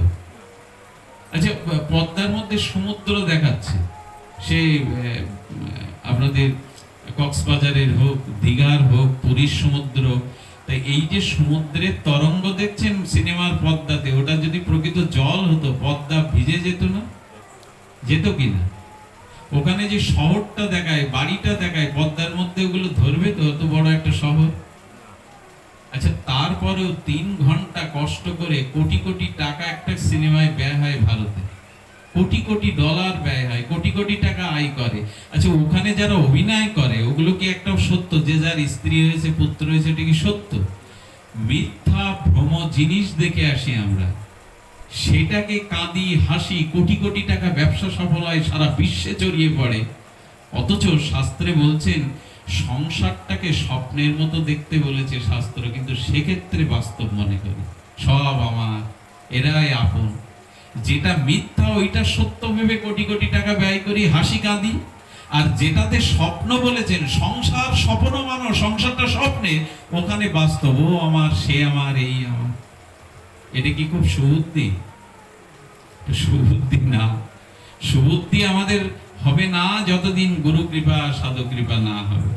তো এই জন্য চলচ্চিত্রের মতোই এই পর্দাকে দেখেন। বহুকাল আগে সবাক চলচ্চিত্র যখন ভারতে তৈরি হলো, তখন এক গ্রামের কৃষক আকাট মূর্খ সিনেমা দেখতে গেছে। টিকিট কাটার পরে সে বলছে আমি সবার সামনে বসবো, তাহলে ভালো দেখা যাবে। বোধ হই ও সিনেমা হলের একেবারে সামনে বসেছে। ঘটনার প্রথম দৃশ্যে ট্রেন আসছে। এখন ও তো প্রথম সিনেমা দেখতে গেছে পর্দায়, সেই ট্রেন হুড়মুড় করে শব্দ এসে সে পুরো চিৎকার শুরু করেছে, ওই ট্রেন চাপা দিল, টাপা দিল। পুরো হল কেঁপে উঠেছে, সেই শো বন্ধ হওয়ার মতো। বাঁচাও বাঁচাও, ট্রেন আমাকে চাপা দিচ্ছে। তার মানে তার এই ধারণা নেই যে চলচ্চিত্রের পর্দার ট্রেন কাউকে চাপা দেয় না, পর্দার আগুন পর্দাকে পোড়ায় না, পর্দার সাগর পর্দাকে ভিজায় না। তেমনি সংসার স্বপ্নের মতো, চলচ্চিত্রের মতো, এখানে কোনো কিছু চিরস্থায়ী নয়। সত্য একমাত্র ভগবান, সত্য একমাত্র ভগবত ভজন। এই জ্ঞানটার জন্যই সাধু সঙ্গ, এই জন্য গুরু কৃপা। না হলে এটা উপলব্ধি আমরা কোনোদিনই করতে পারবো না। এখন সংসার কেমন জিনিস, এটা দুঃখময়। শুরু করেছিলাম যা দিয়ে, তা দিয়ে বিশ্রাম করি। এই জন্ম মৃত্যু জরা ব্যাধি দুঃখ দোষানু দর্শনাম। দুঃখকে দেখো, এটা এই অনিত্যতাটাকে দেখো। কেমন জানেন? ভর্তৃহরি বলে ভাগবতের একটা রাজা ছিলেন ভারতবর্ষে। কি নাম বললাম? ভর্তৃহরি। জীবনে যদি ইন্ডিয়াতে যান তো ভর্তৃহরির বৈরাগ্য শতকম বলে একটা বই আছে, 100টা বৈরাগ্যের উপদেশ। এটা দয়া করে যদি একদিন নিয়ে আসতে পারেন, তাহলে দেখবেন ওটা পড়লেই আপনার ভিতরে শুদ্ধ কিছুটা ত্যাগ বৈরাগ্য আসবে। ধ্যান দিন, এদিকে লক্ষ্য করুন। বলছেন এই ভর্তৃহরি রাজা ভারতবর্ষের ন্যায়পাল, প্রজাবৎসল, নীতিপরায়ণ রাজা ছিলেন। তো উনি ভারতবর্ষে প্রজাদের প্রজাবৎসলতায়, ন্যায় নীতি পরায়ণ হয়ে সব পালন করছেন। ওই রাজার যে তপবন ছিল, এই তপবনে অনেক ঋষিমুনিরা নির্বিঘ্নে তপস্যা করতেন। এক ত্রিকালজ্ঞ যোগী বা ঋষির কাছে একবার দেবতা এলো। দেবতা তাকে একটা ফল দিল, ফলটার নাম দিয়েছে অমৃত ফল। বলে, ঋষি, এটা যদি আপনি আহার করেন তাহলে আপনার দেহে জরাব্যাধি আসবে না, 100 বছরেও আপনি নিরোগ শরীরে জরাব্যাধি মুক্ত হয়ে সংসারে সুখেই কাল কাটাতে পারবেন। তো দেবতার আশীর্বাদে সেই ফলটা পেয়ে ঋষি ভাবছে, আমি তো তপস্যা করে সাধন ভজন করেই নিজের মুক্তি করে নিয়েছি। এই ফলটা যদি আমাদের রাজ্যের রাজাকে দেওয়া যেত, ওনার মতো প্রজাবৎসল রাজা বেঁচে থাকলে প্রজাদের অনেক কল্যাণ হবে, জগতের অনেক কল্যাণ হবে। আমি তো সাধনার দ্বারাই নিজেকে উদ্ধার করব। ফলটা উনি রাজাকে দিতে গেলেন। রাজা, দেবতার এই অমৃত ফলটা আমি আপনাকে দিয়ে যাচ্ছি, আপনি এটা গ্রহণ করলে, আহার করলে 100 বছর নিরোগে পূর্ণ সুস্থ শরীরে আপনি প্রজাদের সেবা করতে পারবেন। হে ঋষি, আপনার এত দয়া আমার প্রতি। বলল, রাজা তো ভগবানেরই একটা বিভূতি, আপনি কল্যাণ করতে পারবেন, এটি নিন। আচ্ছা, মানুষের হাতে প্রিয় জিনিস এলে, খুব সুন্দর জিনিস এলে কার কথা মনে পড়ে? মনে পড়ে যে তাকে সব থেকে বেশি ভালোবাসে। কোন প্রিয় জিনিস হাতে এলে দেখবেন যার প্রতি আপনার প্রগাঢ় ভালোবাসা, তার কথা মনে পড়বে। অনেক বাবা আছেন, বাজারে 5 টাকা ভ্যান ভাড়া বাদ থেকে 5 টাকার একটা চকলেট নিয়ে আসে, বাচ্চাটাকে কি দেব? হেঁটে আসবে 2 কিলোমিটার, কিন্তু ভালোবাসে বিদায় 5 টাকা দিয়ে একটা চকলেট নাতি নাতনির জন্য নিয়ে আসবে। ভালোবাসা হলেই না এমন চিন্তা আসে। রাজা চিন্তা করেছে, আমি প্রাণের থেকে ভালোবাসি আমার রানীকে, এই ফলটা আমি না খেয়ে যদি রানীকে দেওয়া যায়, তাহলে রানী 100 বছর সুস্থ থাকলে ওটাই তো আমার সুখ। উনি রাজদরবার থেকে এসে রানীকে বলছেন, হাত পাতো। অমৃত ফলটা দিয়ে বলছে, রানী তুমি আমার প্রাণের থেকে প্রিয়া, এই ফল তোমাকে দিচ্ছি, এটা দেবতার আশীর্বাদের ফল, অমৃত ফল। খেলে 100 বছর তুমি দীর্ঘ পরমায়ু পাবে, নিরোগ শরীর পাবে, অটুট যৌবন পাবে, এটা তুমি পাও। রাজাকে স্তুতি করে বিদায় দিলেন। রাজা আবার রাজদরবারে চলে এলেন। কিন্তু ওই যে বললাম, সংসার হলো চলচ্চিত্র, একটার পরে একটা দৃশ্য সরে যায়। রানী ফল হাতে নিয়ে নাড়াচাড়া করে কি বলছে জানেন? আমি যাকে ভালোবাসি তাকে দিলে হয় না। রানী ভালোবাসে ওই রাজার সেনাপতিকে। রানী সেনাপতিকে ডাকলেন, সেনাপতির হাতে দিয়ে বলছেন, এই ফলটা গেলে 100 বছর আয়ু, আর তুমি দীর্ঘ শরীর নিয়ে, নিরোগ শরীর নিয়ে, তোমার সুখই তো আমার সুখ। রাজা তো বাইরে বাইরে আছে, এরই নাম সংসার। যাকে মনে করেন খুব ভালোবাসেন আপনি, সে হয়তো মন অন্য কাউকে দিয়ে বসে আছে। এটাই চলচ্চিত্রের মতো সংসার, এখানে মন পাওয়াটা খুব কঠিন। তো রানী কি করেছে?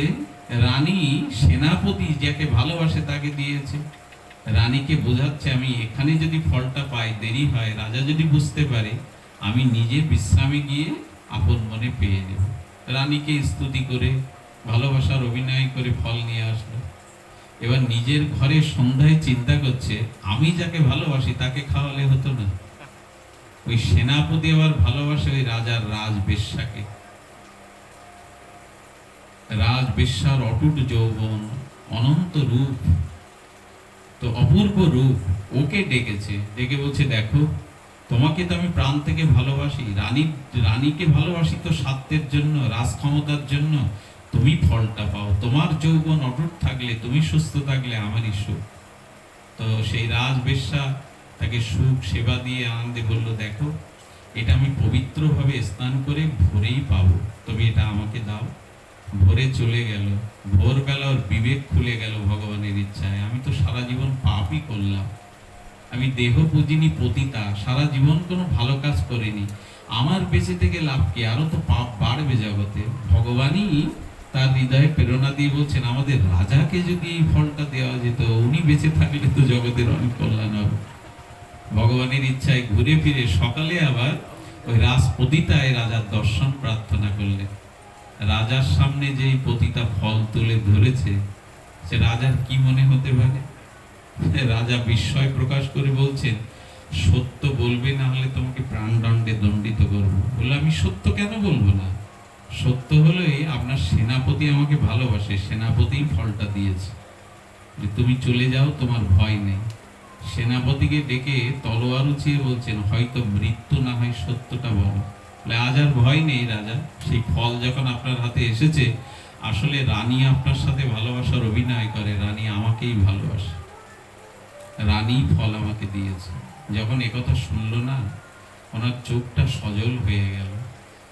পৃথিবীতে যাকে সব থেকে বেশি ভালোবাসেন, একদিন দেখবেন সেই আপনাকে বেশি আঘাত করবে। আকাশ থেকে এসে কেউ আপনাকে আঘাত দেয় না, মাটি ফুঁড়ে কেউ আঘাত দেয় না, যাদের জন্য সবকিছু করেন তারাই আঘাতটা বেশি দেয়। কিন্তু এই বাস্তব চিত্রটা আমরা বুঝতে পারি না। চলচ্চিত্রের মতো মিথ্যা তবু সত্য মনে করে হাসি কাঁদি। সংসারটা স্বপ্ন, এটা সত্য নয়, তবু এতে মজে রয়েছি। আর এটা জন্ম জন্মান্তরে ফুরাবে কবে? ফুরাবে সাধু সঙ্গে, ফুরাবে ভজনে, ফুরাবে হরি নামে। পদ্মা, এই চোখের সামনে মায়ার পদ্মা সরে না ভজন না করলে, মুখোমুখি কিছু হয় না। এই জন্য সাধু সঙ্গ চায়। রাজা এক বিশ্বস্ত মন্ত্রীর মাথায় রাজমুকুট দিয়ে নিজের মাকে প্রণাম করে বলছেন, মা, সংসারের ভাব আমি বুঝে ফেলেছি, সংসার যে কি জিনিস আমি উপলব্ধি করেছি, আশীর্বাদ করো, আমি তপবনে গিয়ে বাকি জীবনটা ভজন সাধনেই কাটাবো। আমরা কবে বুঝবো বলতে পারেন? আমরা সংসারের প্রকৃত, আমি আপনাদের বলছি না আপনি ছেড়ে ছুড়ে দিয়ে চলে যান। সংসারে থাকতে হবে কেমন জানেন? পদ্মের মতো। গোবিন্দ দৃষ্টান্ত দিয়েছেন, পদ্ম ফুলের মতো সংসারে থাকো। এই দৃষ্টান্তটা আমরা শুনেছি কিন্তু বোধ করতে পারি না। পদ্ম ফুল জলে থাকে, জল ওকে ডুবায় তো। পদ্ম ফুল জলে থাকলে, সরোবরে থাকলে জল ওকে ডুবায়। বলছে এক বিন্দু জল যদি পদ্ম পাতার উপরে ওঠে, বায়ু তরঙ্গে তাড়াতাড়ি ফেলে দেয়, কাছে রাখে না। বললেন আসক্তি নিয়ে সংসার করো না। জলেই জন্ম পদ্ম ফুলের, জলেই ভাসে, তবু জল ওকে ডুবাতে, অন্য পাতা দিন ডুবিয়ে পুচিয়ে নষ্ট করে দেবে। তার মানে সংসারে থাকো কিন্তু খুব বেশি স্ত্রী পুত্র সন্তানের প্রতি অতিরিক্ত মোহ মায়া তোমাকে ডুবিয়ে দেবে। ওরা আছে আছে, ওদের কর্তব্য তোমার উপরে তুমি পালন করবে, কিন্তু মনটা ভগবানের দিকে দেবে। ওদের প্রতি কর্তব্য করবে কিন্তু খুব বেশি আসক্তিতে জড়াবে না। আমরা কি আর তাই করি? বাড়ি থেকে তো বেরোই না, খুঁটি পোতা। মাঝে মাঝে গরুগুলো খুঁটি দড়ি কেটে আর পিচ্ছটা উপরের দিকে আনন্দে, মুক্তির আনন্দে দৌড় দেয়, দেখবেন বাছুরগুলো। আমরা খুঁটি তুলবো না। ওই সেই সংসার, ওই রূপ যৌবন, ওই ভোগ বিলাস, ওই ব্যাংক ব্যালেন্সের খুঁটি পোতা। জীবনে যে ভজন করতে হবে, উদ্ধার করতে হবে নিজেকে, চিন্তা নেই। খুঁটি পোতাও তোলা যাবে না। এক বিষয় মারা যাচ্ছে, দোকানদার তো মারা যাচ্ছে, গালে জল দিচ্ছে, বলছে বড় খোকা তুমি কোথায়? বলে বাবা আমি তোমার ডান হাতে বসে আছি। মেজ খোকা তা বাম হাতে। স্ত্রীকে বলছে গিন্নি তুমি কোথায়? আমি তোমার পার কাছে। ছোট ছেলেটা কই? বললো বাবা আমি তো এই তো পাশে আছি। বললে হতচ্ছাড়া, সব এখানে তো দোকানে কে? সব এখানে তো দোকানে কে?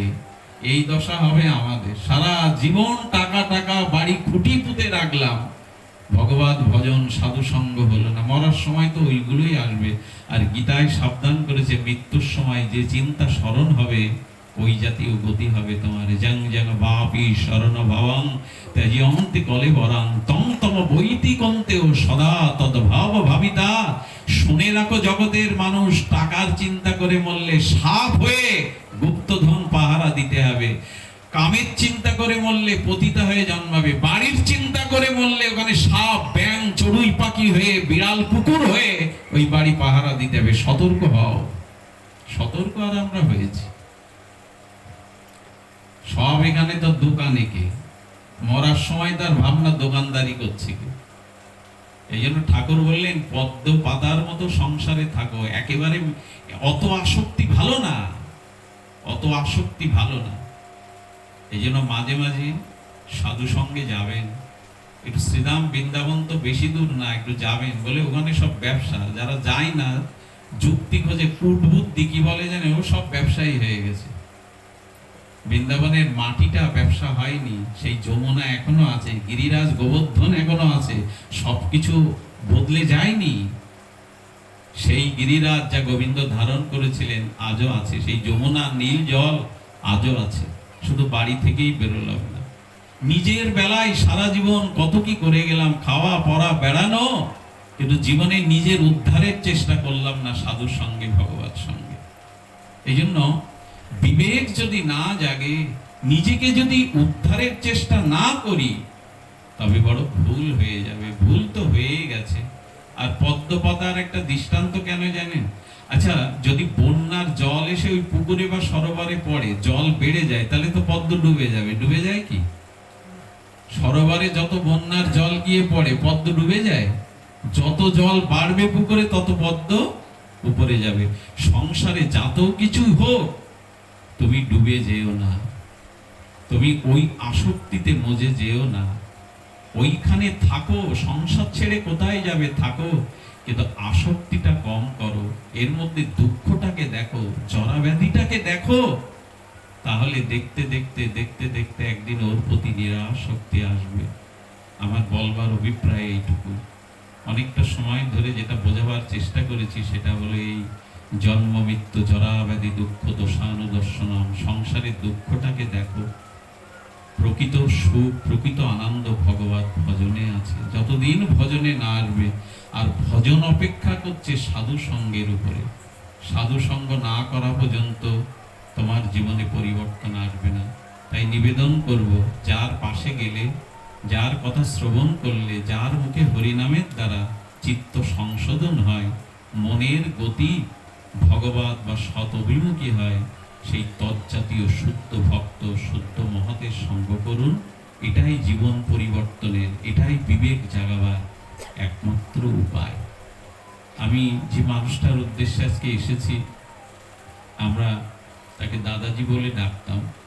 উনি বুধাটা ব্যবসা সূত্রে, আপনাদের পাড়ার প্রায় লোক আমাদের বুধাটার সাথে যুক্ত, তো উনি আমার সামনেই বসতেন, আমাদের যে প্রতিষ্ঠান তার সামনেই বসতেন। আমি একটু অদ্ভুতভাবে দেখতাম ওনার রুচিটা। আজ বলতে হয়, আমি কখনো আমার সামনে কারোর সাথে দুর্ব্যবহার করে ঝগড়া করতে ওনাকে খুব দেখিনি। খুব শান্ত মস্তিষ্কে কথা বলতেন, কথাগুলোর মধ্যে মার্জিত ভাব ছিল। তো আমি কথা খুব বেশি সে বলতেন না, এবং ওখানে বসে বসে তিনি মাঝে মাঝে আমার কাছে আসতেন সন্ধ্যায় যাওয়ার আগে, এবং এসে ওনার চোখে জল ভরে যেত। কেন জানি না, আমাকে ব্যক্তিগতভাবে উনি খুব ভালোবাসতেন, এবং বারবার ওনার ছোট ছেলেটা যে পড়াশোনা করতো ওর জন্য ও সবার জন্য আশীর্বাদ চাইতো, বিল্লমঙ্গল হরি কথা বলো, ওদের জন্য একটু আশীর্বাদ করো যেন মানুষ হতে পারে। বিশেষ করে যে পড়াশোনা করতো ওর জন্য খুব বলতো। ওর পরীক্ষার দিন হলেও উনি গিয়ে প্রার্থনাটা জানাতেন।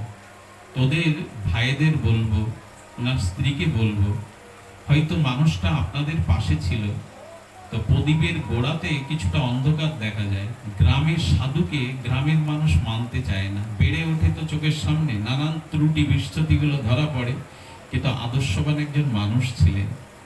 উনি চলে গেছেন, ওনার ছেলেদের, ওনার পরিবারের সবাইকে বলবো, পিতামাতার প্রতি প্রত্যেক সন্তানের একটা ঋণ থাকে, যে ঋণ কোটি জন্মেও সে শোধ করতে পারে না।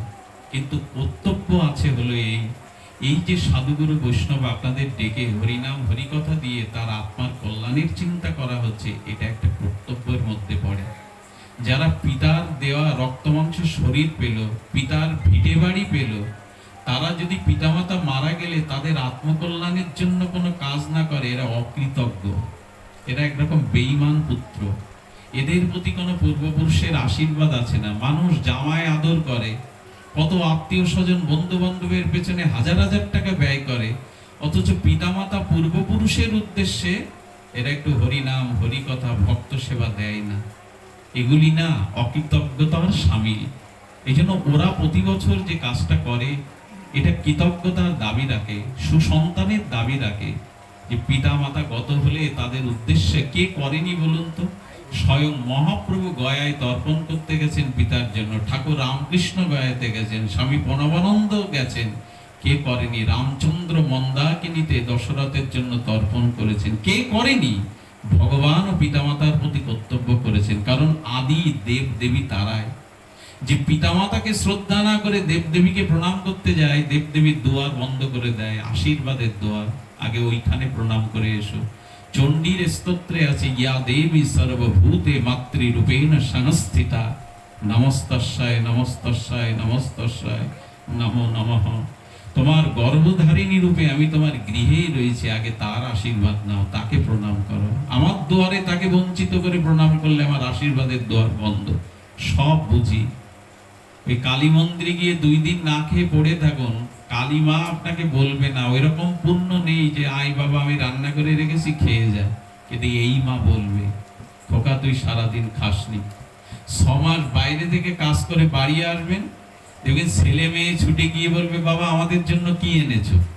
আর বাবা বলবে, তুই যে পুঁজি নিয়ে গিয়েছিলি সেই পুঁজি রক্ষা করতে পেরেছিস তো? ব্যবসা বাণিজ্য ভালো চলেছে তো? স্ত্রী বলবে, কি গো সে ব্যবসা বাড়িয়ে কিছু অর্থবিত্ত সঞ্চয় ভবিষ্যতের জন্য আনতে পেরেছে তো? শুধু একজন ব্যক্তি তার পেটের দিকে তাকায়, মুখের দিকে তাকায়, মা খোকা খেয়েছিস তো? এই কথাটা পেটের দিকে তাকায় কেন জানেন? মা বুঝতে পারে কেন জানেন? 10 মাস তো ওই পেটেই রেখেছিল আমাকে, এই জন্য মুখ দেখেই বুঝে নেয় ওর কিছু খাওয়া হয়নি, কি টাকা এনেছে কি এনেছে এটা মা জিজ্ঞাসা করে না। এই জন্য পিতামাতার প্রতি আমাদের সনাতন ধর্মে বহুত সম্মানের। পিতামাতাকে নিত্য রামচন্দ্র প্রণাম করতেন, করতেন ভগবান কৃষ্ণ। কত মন্দির দেখলে কপাল ঠেকায়, আঙুল ঠেকায়, অথচ পিতামাতাকে প্রণাম করি না। এগুলি আদর্শগুলো হারিয়ে গিয়ে আজ পরিবারগুলো চলছে অশান্তিতে, নরকের মতো জ্বলছে। সকাল এত নামযজ্ঞ হয়, এত হরিকীর্তন হয়, অথচ বাড়িতে প্রার্থনা হয় না। একটা করতাল ঝাঁজ বাজিয়ে সকাল সন্ধ্যা যে বাড়িতে হরিনাম হয় ওখানে অভিশাপ প্রবেশ করতে পারে। নাম হয় এখন স্টেজে, নাম হয় এখন আসরে, বাড়িতে কম হয়। কিন্তু মহাপ্রভু বলেছিলেন ঘরে ঘরে সকাল সন্ধ্যা হরিনাম করো, অভিশাপ ঢুকবে না। এগুলো কবে বদলাবো আমরা? এখন অনুষ্ঠানটাই ধর্ম মনে করি আমরা, আচরণটাই যে ধর্ম, এই উপলব্ধি আমাদের অনেকেরই হয় না। তো আপনার এই মানুষটার জন্য প্রার্থনা করবেন, তিনি যেন দিব্যধাম প্রাপ্ত হন। অনেকের মনে প্রশ্ন জাগে, এই অনুষ্ঠান করলে কি সত্যিই কল্যাণ হয়? কল্যাণ হয়। আপনি এইখান থেকে আমাদের ইথার তরঙ্গে স্যাটেলাইট ফিট করা আছে না? এই স্যাটেলাইটের কারণে, প্রযুক্তির কারণে এখানে আপনি মোবাইলে আমেরিকা কারোর সাথে নাম্বার টিপলে ভিডিও কলে কথা বলতে পারেন কিনা? তো যদি নেট জগতে, প্রযুক্তিতে এই ক্ষমতা থাকে যে এখানে কয়েকটা নাম্বার টিপলে আপনি প্রিয়জনের সাথে সরাসরি কথা বলতে পারেন, যন্ত্রের যদি এই ক্ষমতা থাকে, তাহলে যে ভক্ত ভগবানের প্রতি ভালোবাসা ভক্তি আছে, সেই ভক্ত যদি কারোর জন্য প্রার্থনা করে, ওই নেট ওখানে পৌঁছে যাবে না? অবশ্যই পৌঁছে যাবে, অবশ্যই যায়। এই জন্য ভক্তের হরিনাম, হরিকথা, প্রার্থনা প্রয়াত আত্মার কল্যাণ অবশ্যই করে। আপনারা এই জন্য প্রার্থনা করবেন, ওনার আত্মা যেন দিব্য ধাম প্রাপ্ত হয়, পরিবারের সকলকে যেন উনি আশীর্বাদ করেন। আমি অনেক দিন বাদে আপনাদের তামালতলায় এলাম, কিন্তু আমি ধন্য, আমার মতো আপনাদেরই ঘরের ছেলে, নানান দোষ ত্রুটি নিয়ে বেড়ে উঠেছি। আমি সাধু সন্ন্যাসী মঠবাসীও নয়, তবে এতটা গরমে আপনারা নিশ্চিন্তে নীরবে শ্রদ্ধালু হয়ে বসে হরিকথা শুনলেন, এটা আমার জন্য একটা বড় প্রাপ্তি। অনেক গুণীজন এখানে এসেছেন, তো আপনাদের এই উপস্থিতি, আপনাদের এই স্নিগ্ধতা, আপনাদের এই ত্যাগ তিতিক্ষা অনেক দিন আমার মনে থাকবে। আমি দিবঙ্কর দাকে ছোটবেলা থেকে অনেক চিনি, জানি, ভালোবাসি, ছোটদাকেও জানি। তো ওদেরকেই বলি, বিশেষ করে দিবঙ্করের সাথে দেখা হলে বলি, ভাগবতটা বেশি করে করো গ্রামে। আলোচনা না হলে, শুদ্ধ সাধুসঙ্গ না হলে মানুষ বদলাবে না। অনুষ্ঠান অনেক হয়, কিন্তু মানুষের স্বভাব বদলায় না। স্বভাব একমাত্র ভাগবত তত্ত্ব আলোচনার দ্বারাই, সাধু সঙ্গের দ্বারাই বদলায়। এইটা যত বেশি বেশি হয়, তত বেশি সমাজের মঙ্গল, নিজেদের মঙ্গল। শুধু ভক্তগণ, আপনাদের মঙ্গল কামনা করে আমার সাথে ধনঞ্জয় কৃষ্ণ দাস এসেছে। অত্যন্ত সচ্চরিত্র সাধুবান ব্যক্তি। ওই পাল বাড়ির মধ্যে